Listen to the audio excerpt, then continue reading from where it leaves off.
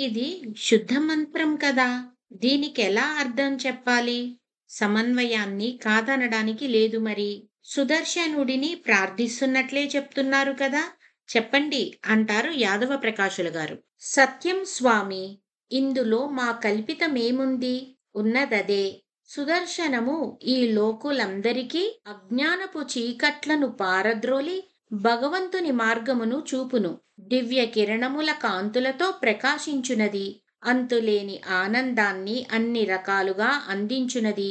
ఈ సుదర్శన ఇహలోక సుఖములను కూడా యావజ్జీవనము మాకు ప్రసాదించుగాక అని అంటారు కూరేషులు.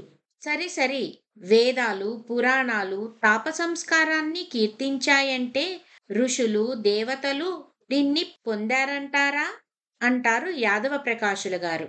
సందేహమెందుకు, వారందరూ పంచ సంస్కార సంపన్నులే అంటారు కూరేషులు.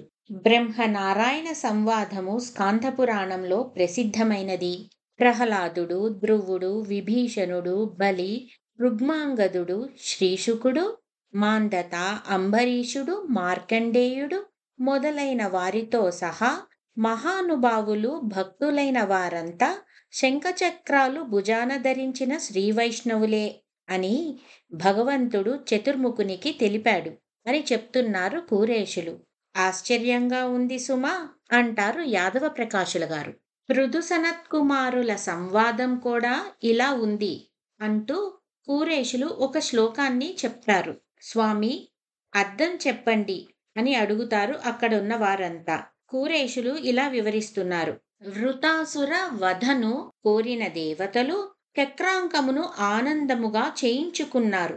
నీవు కూడా ఓ రాజా చక్రశంఖ చిహ్నములను ధరించి విజయాన్ని పొందు అంటూ సనత్కుమారుడు పృథు చక్రవర్తిని ప్రేరేపించి శ్రీవైష్ణవునిగా చేశాడు. ఇలా చెప్పుకుంటూ పోతే పురాణాలలో స్మృతి గ్రంథాలలో ప్రమాణాలకేం లోటు లేదు అంటారు కూరేషులు.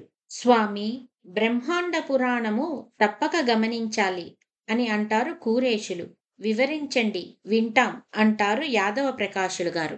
మరి బ్రహ్మాండ పురాణము చక్రాంకణం గురించి ఏం చెప్తుందో రేపు చూద్దాం.